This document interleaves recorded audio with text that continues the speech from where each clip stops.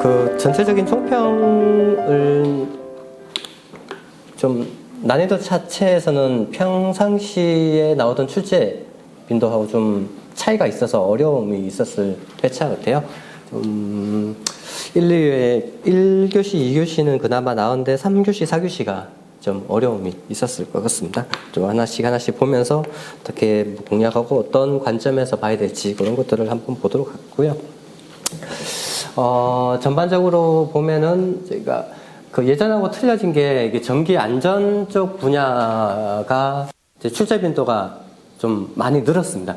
이게 할 때마다 말씀을 드리지만 그 전기 쪽 파트하고 전기하고 안전이다 보니까 전기 안전 분야가 좀 많게는 7대3 정도, 6대4 정도로 이렇게 출제가 됐었거든요. 근데 이번에 참 특이하게 좀 전기 안전 분야에서 좀 많이 출제가 됐어요. 근데 이번 차는 한 6대4 정도 되나요? 네, 아니요, 더 6대4 정도, 조금 더 늘었다고. 그러니까 순수 전기 안전 쪽 우리가 공단 쪽에서 얘기하는 출제 범위가 있어요. 그 출제 범위에서 보면은 전기 안전 파트가 4개로 파트로 나눠지는데 순수 안전 쪽은 그 산업안전관리론 이쪽 파트가 있어요. 그쪽 파트 쪽에서 순수하게 나온 게 6문제고 그 안에 이제 솔직히 이쪽은 방제, 감리, 감전, 보호, 고장, 보호 개전 이쪽은 안전하고 전기하고 겹치는 파트예요. 그거를 좀 전기적으로 뺀 겁니다. 그래서 자체가 건축 전기나 발송 배전이나 전기 응용 공부하신 분이 그냥 평상시에 보실 수 있는 파트하고 전기 쪽으로, 안전 쪽으로 좀 별도로 공부해야 되는 파트를 분리했다고 보시면 되는 거예요. 나머지는 다 방제 쪽도 솔직히 안전에 더 가깝게 지금 출제가 되고 있거든요. 이런 특이한 사항이 있고, 통상적으로 뭐 수백 년 설비는 많이 나오고, 여기 감전 보호가 없고, 법규가 다른 회차보다 적었어요. 그러니까, 공통적인 내용 중에 우리가 KC가 많이 출제가 되는데 KC가 회차당 6문제 정도가 매 회차 출제가 됐었는데 지금 2문제인가요? 2문제가 출제가 되고 코사 가이드 문제가 2문제가 출제가 됐는데 코사 가이드 문제 같은 경우는 아예 안 나오는 파트는 아닌데 조금 뭐 뒤에서 말씀을 드리겠지만 어렵게 나왔어요. 이게 법규 문제는 이제 개정된 그 회차 우리가 2022년 12월 달이라든지 23년 2월 달이라든지 6월 달이라든지 개정된 법규가 나오면은 그거를 우리가 빨리 취득을 한 다음에 공략을 할 수 있게 하는 게 가장 좋은 방법인데 이번에는 그게 안 먹혔어요. 제가 할 때마다 법규 개정된 내용들은 서치해서 나눠드리면서 우리 수업 시간에 같이 공유를 해드리는데 그게 전혀 안 되다 보니까 이제 법규 문제도 좀 없고 KC 문제가 2문제 정도로 적게 나와서 좀 아주 좀 용이하지 않았던 파트라고 보시면 될 것 같습니다. 그렇게 보고 나머지는 뭐 똑같고요. 이제 법규 문제 KC의 태양광하고 피레 시스템. 근데 이것도 조금 어렵습니다. 이거는 태양광 자체 쪽 파트에서는 어려운 파트가 나왔고 피레 시스템은 전체를 쓰라고 나왔기 때문에 범위가 너무 넓었어요. 그리고 나머지 좀 보시면 되겠고. KC가 의외로 적게 나왔네요. 건축이 많이 나왔는데. 이번 회차에 보면은 건축이 아니라 KC가 안전에서 6문제 나오고 응용에서는 안 나왔어요. 근데 응용에서도 이번에 KC가 2문제인가 3문제 나왔어요. 그러니까 이번 회차 문제가 되게 좀 특이하고 안전하고 건축하고 응용에서 공통적으로 나온 LED하고 3문제가 문제가 공통적으로 나왔어요. 그것도 특이한 출제하시는 분이 같이 들어가지는 않았을 건데 좀 특이했던 회차였습니다. 나머지 보시면 되고 코사 가이드 되게 어려운 유형의 문제였고요. 그다음에 나머지 법규적인 내용이 개정된 법규 쪽이 아니라서 좀 어려웠습니다. 나머지는 이제 안전 도미노 이론, 안전에서 나오는 그 산업안전 관리론 쪽 파트에서 이제 한 8개 파트가 나눠지는데 그 안에서 나온 문제였습니다.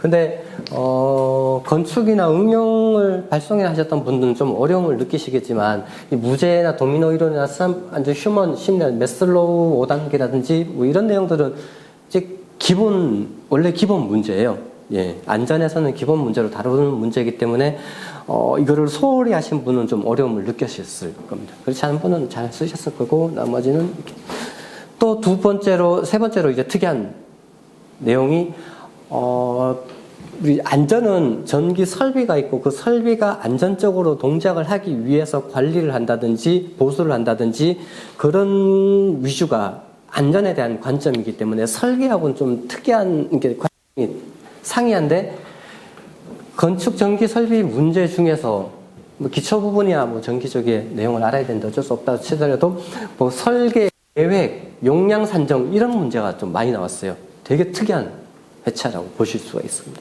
근데 이런 문제는 좀 안전 성향에는 좀 맞지 않다고 보셔야 됩니다.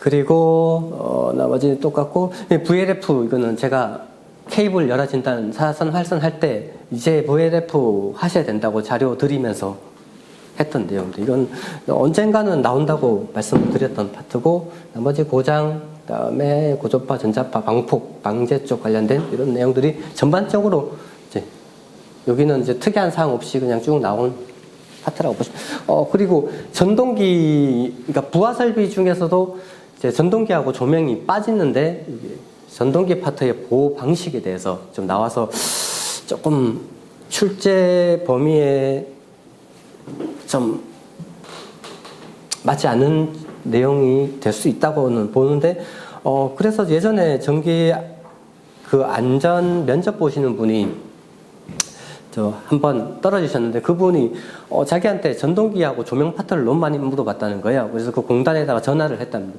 그 면접관님이 이쪽 분야에 너무 질문을 많이 하셔서 내가 떨어졌다. 이게 맞냐, 그 정정성에 대해서 좀 판단해 달라고 그 민원을 넣었는데 그 사람이 녹화된 내용들 면접할 때 녹화를 하나 봐요. 면접 내용을 다 듣고 난 다음에 그것도 안전에 관련된 사항이기 때문에 그 범위 안에 들어간다. 실제 그거의 세부적인 항목 자체가 명시를 다 할 수는 없기 때문에 큰 의미에서는 보호에 대한 내용이기 때문에 맞다고 해서 그냥 끝나버렸어요. 그래서 이것도 뭐 같은 맥락에서 근데 좀 문제의 소지는 좀 있을 것 같습니다. 입장에서는 이제 물론 이제 그렇게 민원 낼 수도 있지만 묻는 입장에서는 또 그게 아닐 수도 있기 때문에 그것도 이게 민원이 말을 들어줄 수 없는 거 그런 것도 있습니다. 민원이 원체 많다고 해서 그거에 대해서 다 대응을 해줄 수는 없는 거고요. 또 개별적인 특이 사항들을 예외 규정을 둘 수는 없는 거잖아요. 그거는 좀 어쩔 수 없다고 그 회차. 거기 지금 안전 같은 경우는 건축정비에서 이제 계산 문제도 나와요. 계산은 거의 못. 안전에서요? 네. 안전에서 계산은 거의 안 나옵니다. 계산은 거의 못 봐가지고. 그러니까 전혀 안 나온다고 말씀을 못 드리는데 그 출제 빈도 자체가 원체 희박해요. 그래서 거의 뭐 계산 문제는 좀 빼시고. 네. 그래서 1교시 문제부터 2, 3, 4교시 문제를 보시면은 1교시에 뭐 10문제를 선택해서 이제 푸셔야 되는 거죠. 10문제를 푸셔야 되고 이거를 한 100분 동안 보시려면은 문제당 한 10분 내외로 다 쓰셔야지 됩니다. 근데 이거를 좀 우선 조금 줄여서 한 8분, 9분 내로 쓰셔야 되고요. 문제를 자기가 이제 순서 상관없이 제일 잘 쓰는 것부터 선택해서 쓰시면 될 것 같습니다. 그래서 빨간색 좀 잘 보이시지는 않으실 건데, 이제 빨간색으로 하는 게 이 정도까지는 선택해서 푸셔야지 되는 내용입니다. 순서는 상관없이 위에서부터 이 재조사, 통계, 무죄 운동, 도미노, 표피효과, 고조파, 방포까지는 좀 쓰셔야지 되고요. 그 다음에 그 낙뢰 충격, 이거는 처음 나왔는데 용어에 대한 문제입니다. 그래서 어느 정도 우선은 넘어가고 절연 협조에 관련된 내용이라든지 누전 차단기 오동작 관련된 이런 내용들은 기본 문제, 아까 선생님이 말씀하셨던 기본 250문제 안에 들어가는 문제라고 보시면 됩니다. 근데 이걸만 하면은 지금 2문제를 못 풀게 되는 거죠. 그래서 2문제 때문에 이게 문제 수가 너무 적고 한 300에서 350문제를 이제 하셔야지 된다는 거고요. 그렇게 해서 추가적으로 이제 법규에 관련된 내용들은 좀 어렵습니다. 우리가 안전에서 안전에서 다루는 법규 문제가 이제 양이 상당히 많이 있어요. 많은 내용들을 다 볼 수 없기 때문에 선택적으로 이제 하셔야 되는데 이게 어느 파트에서 어떻게 나올지가 좀 법규는 통상적으로 장담을 몇 프로까지 나와요? 법규는 안전은 많이 나옵니다. 네, 안전 아까 전에 그 위에서 보셨던 아까 25%인데 25%는 이번 회차 적게 나온 거예요. 네, 법규는 많이 나옵니다. 네. 그렇게 해서 선택을 해야 되는데, 그러니까 뭐 이런 문제하고, 이런 문제들은 어떤 조금 쓰실 수는 있을 건데, 좀 잘 쓰지는 못하고요. 다음에 뭐 아크 현상도 이래 기본적인 유형의 문제가 들어가는데, 좀 보시면, 풀이하는 거 보시면 알겠지만, 잘 쓰지는 못할 수 있는 파트입니다. 그리고 법규 문제 같은 경우는 옆에 그림도 그려주잖아요. 주는 게 좋습니다. 그 법규를 내가 이해를 했다는 그 표시를 했는데 법규를 그대로 적는 행위는 그냥 암기해서 옮겨 놓기밖에 안 되잖아요. 그 법규에 어떤 문제가 그러니까 뒤에서 법규는 개정이 되는데 개정이 되는 거는 전에 대한 법규 내용이 있고 얘가 후로 개정이 되는 내용이 있을 거잖아요. 전에서 후로 바뀌었다는 거는 전에 어떤 문제가 있기 때문에 그 문제에 대해서 보강을 했다는 내용이에요. 그러면은 그 문제가 어떤 현상 때문에 어떤 위험성 때문에 바뀌게 됐는지 이게 어떻게 보강이 돼서 어떤 파트가 더 보강이 됐는지에 대한 내용들을 적어주시는 게 좋다는 거죠. 그리고 낙내 충격 이런 것들 이제 추가적으로 선택을 하셔서 10문제를 채워야 되는데 뭐 크게 8문제에서 이제 세모가 두세 개 있으면 어려운 파트는 아닙니다. 그래서 이 정도는 좀 쓰실 수가 있어야지 된다고 보시면 되겠고요. 세부적인 문제를 한번 보도록 하겠습니다.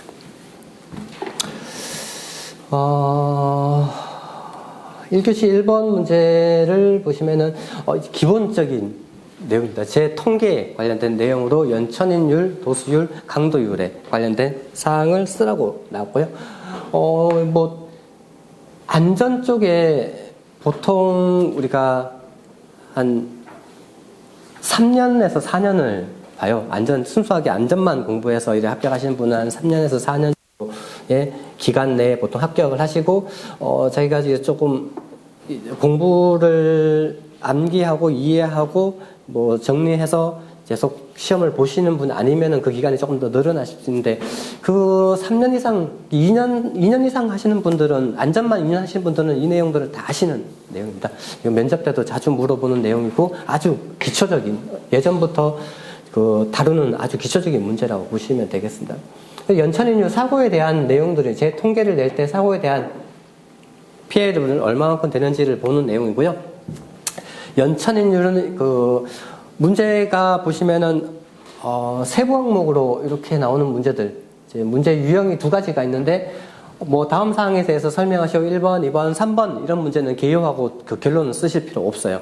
그래서 이 항목이 있으면 항목만 딱딱딱딱 쓰시면 되고 그 아까 처음에 서두에 말씀드렸던 그 틀이라는 게 요 항목이 여기 들어가고 요 항목이 여기 들어가고 요 항목이 밑에 들어가고 요 항목에 대해서 명칭이 나오면 명칭에 대한 정의, 수식, 특징, 장단점 요게 기술사의 기본 틀이라고 보시면 돼요. 요 틀로 딱 맞춰서 쓰시면 됐네요.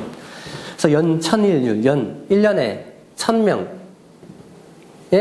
그 사람의 율을 나타내는 거죠. 그러니까 연천인율, 사람에 대한 율, 숫자를 나타냅니다. 그래서 1년간 발생한 임금 근로자 1000명당 재수를 연천일률이라고 얘기하고 재해자 수 곱하기 1000 나누기 연평균 근로자 수를 이제 연천일률이라고 얘기하고 있습니다. 이게 아주 기본적인 틀에 대한 내용이고, 안전에서는 이렇게만 쓰시면 됩니다. 그 건축에서는, 뭐 숫자를 적용을 해서, 추가적으로 연천인은 도수율 곱하기 2.4에 대해서 어떤 값을 낸다든지, 뭐 재평가에 대해서 어떻게 뭐 한다든지 이런 내용들을 써야 되는데, 그 안전에서는 그렇게까지는 깊게 안 하셔도 되고요. 그 다음에 도수율은 빈도율이라는 거죠. 네. 그래서 근로자 100만 명이 1시간 작업 시 발생하는 재해 건수, 근로자 1명이 100만 시간 작업 시 발생하는 재해자 수를 얘기합니다. 도수율. 그래서 도수율은 재해 발생 건수 곱하기 이제 100만 나누기 연 근로자 수를 해서 도수율로 나타내고 있고요. 그다음에 강도율 같은 경우는 연 근로자 1000시간당 재해로 인해서 잃어버린 근로 일수를 나타냅니다. 강도율. 그래서 근로 손실 일수 곱하기 1000 나누기 연 근로 시간 수로 해서 이제 강도율을 얘기를 하고 있습니다. 뭐 추가적으로 그러니까 이렇게 쓰면은 한 페이지를 다 쓸 양이 안 돼요.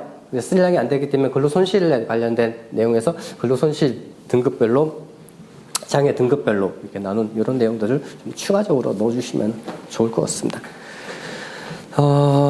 그렇게 해서 1교시 1번 문제 간단하게 쓰실 수가 있고, 이런 문제 같은 경우는 기본 문제이기 때문에 좀 추가적으로 좀 하시면 좋을 것 같습니다. 네.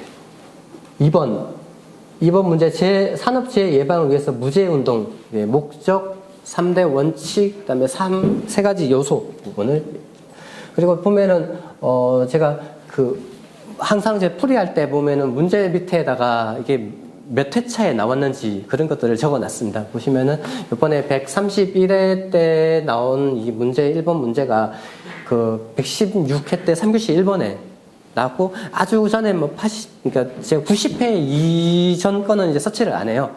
그렇지 않고, 90회 이후로 5년간 정도.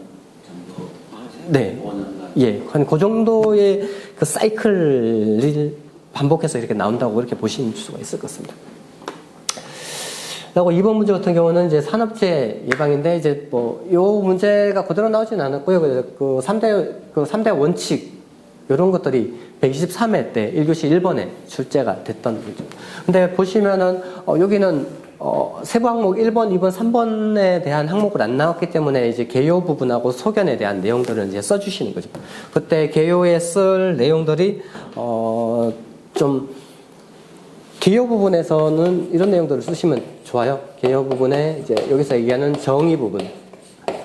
산업재해 예방, 무죄 운동. 그다음에 무죄 운동에 대한 목적을 물어봤기 때문에 목적을 여기다 쓰면은 무죄 운동에 대한 정의 부분을 여기다 써주시는 게 개요 부분에 개요 부분에 쓸 게 한 5가지 정도가 되는데 그 중에 하나가 정의 부분이라고 보십니다. 그래서 무죄 운동, 아시는 것처럼 무죄 운동이란 무재해 운동 시행 사업장에서 근로자가 업무로 인해서 사망, 4일 이상의 요양을 요하는 부상 또는 질병에 걸리지 않는 것을 무재해라고 얘기를 하고 있습니다. 무죄에 대한 목적은 이게 기술적인 사항들에 대한 내용들을 서술하는 내용이 아니기 때문에 항목에 대한 내용들만 이제 넣어주시면 됩니다. 회사의 손실 방지에서 이익 발생 하고, 항상 능력에 대한 제고, 참가, 풍토 조성, 그다음에 노사 신뢰도 향상, 이런 내용들을 간단하게 적어주시면. 근데 이거는 특별히 좀 암기를 목적으로 해서 이 항목에 대한 조사, 회사의 방지와 의료, 기업의 경제적 이런 것들 다 이렇게 하실 필요는 없고, 이제 키워드가 되는 기업의 경제적인 이익 발생에 대한 내용, 이런 것들만 말만 들어가면 됩니다. 이게 다 외우실 게 아니고, 그래서 항목 정도 4개 정도가 있는데 그런 내용들을 좀 대략적으로 적으실 수만 있으면 돼요. 기술적인 서술이 필요한 부분이 아니니까요. 근데 3대 원칙, 우리 안전에서 4M이라든지 3E라든지 3요소라든지 3대 원칙, 개수가 이렇게 정해지는 이런 것들을 안전에서는 좀, 왜냐하면은 안전에 대한 부분을 기관에서 무슨 교육을 시킨다든지 전파를 하려고 그러면 뭔가를 정해서 해서 주는 게 되게 좋거든요. 그룹핑 시켜서 하는 게 좋기 때문에 이런 것들은 이제 빠뜨리지 말고 꼭 하셔야 되는 거죠. 네. 3대 원칙에서 3가지. 무의 원칙, 참가의 원칙, 선취의 원칙. 명칭은 이제 하는 것마다 틀리니까 보시면 되고요. 요 3가지에 대한 명칭이 들어가 주시면 되겠습니다. 무. 모든 잠재 요인을 사전에 발견, 파악, 해결하면서 근원적으로 산업재해를 제거를 하는 게 무의 원칙. 그다음에 참가의 원칙. 작업에 따르는 잠재적인 요소, 위험 요인을 발견, 해결하기 위해서 전원이 협력해서 문제 해결하는 원칙입니다. 문제를 해결할 때 전원이 협력해서 문제를 해결해서 전체가 참여를 해야 된다는 거죠. 그다음에 선취에 대한 직장의 위험 요인을 행동하기 전에 이제 발견, 파악해서 재해를 예방하는, 먼저 선취하는. 그래서 무원칙, 참가의 원칙, 그 선취의 원칙. 이것도 뭐 아까 131회 때도 출제가 됐던 문제고, 무죄 운동의 제일 기본적인 3대 원칙인 거죠. 그리고 3요소 부분은 좀 따로 이래 공부하시는 건 아니더라도 한 파트 내에서, 그러니까 그 무죄해라는 파트가 있으면은 얘가 어떤 전기 안전 파트고, 그 파트 내에서 산업 안전 쪽에 들어가면서 이제 무죄라는 소목차로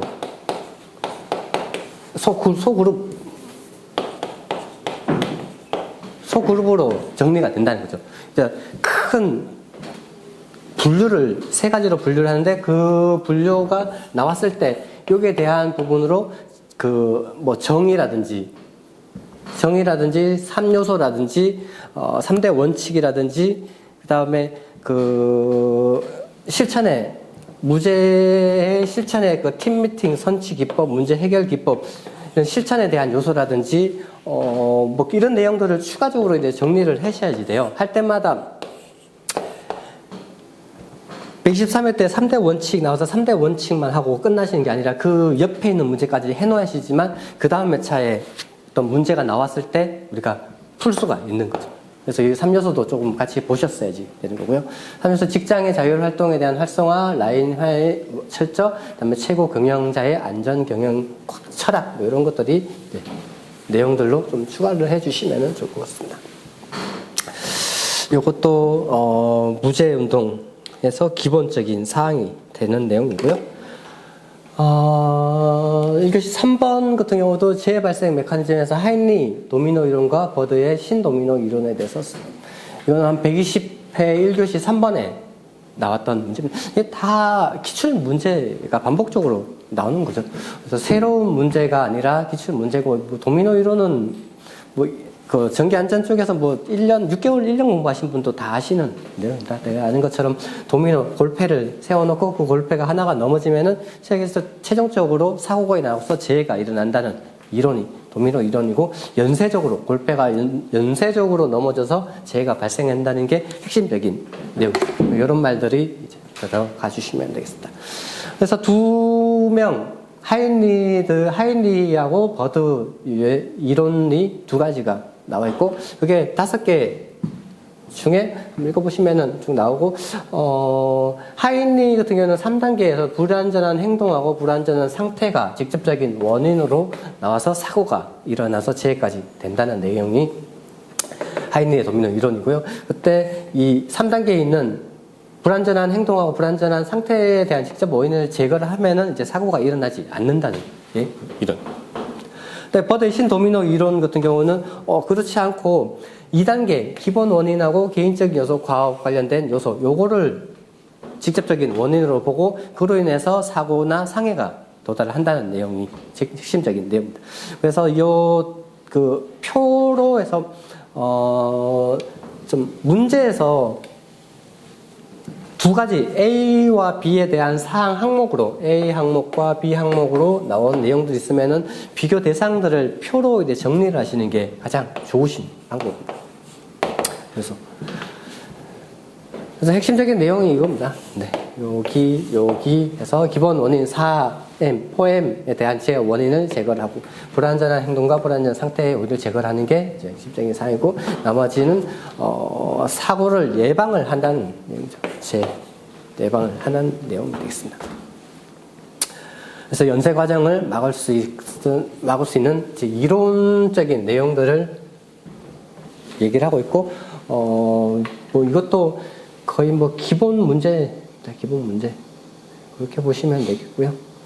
그다음에 표피효과 발생 원리하고 침투 깊이에 대해서 설명하시오라고 나왔고, 이거는 전기 기초 부분에 해당되는 사항이고, 뭐 표피효과, 근접효과도 다 아시는 내용이죠. 아시는 내용이고, 안전에서는 그때 말씀드린 것처럼 90회 이후에서는 이제 96회 42번 문제로 아주 오래전에 출제됐던 문제입니다. 근데 우리 뭐 이것만 순수하게 다루지도 않았고요. 순수하게 다루기도 했고, 우리가 고조파 할 때도 항상 같이 말씀을 드리는 부분입니다. 고조파.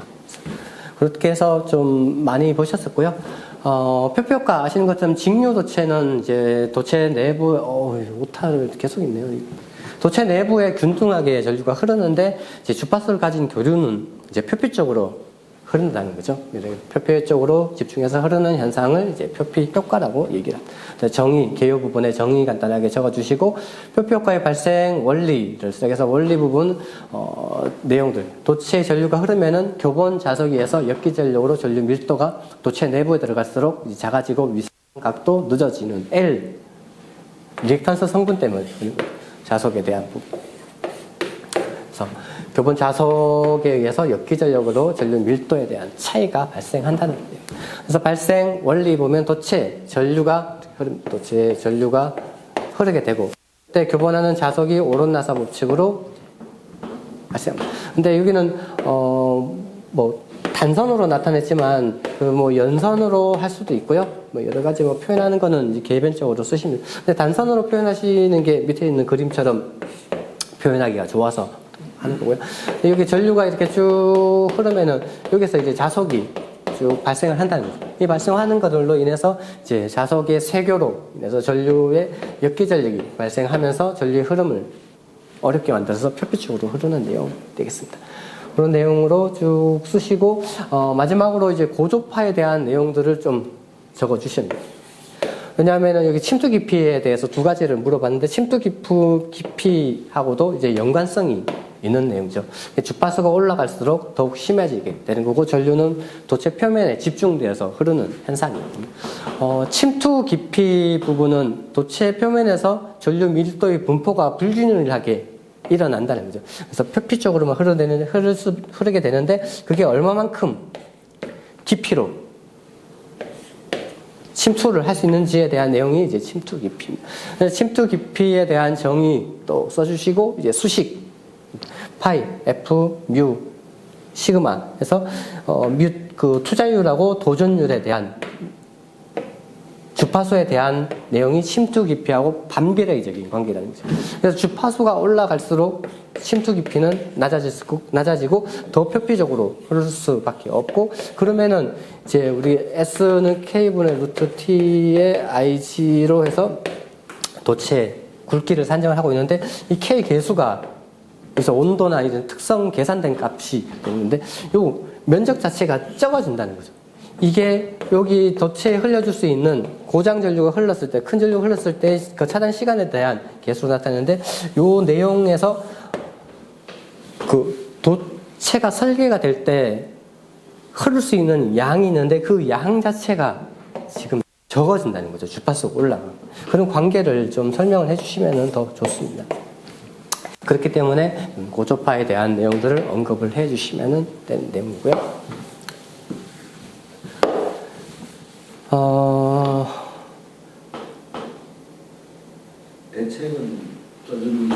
대책 써주셔야지 되죠. 대책은 여기서 그러니까 문제점이죠.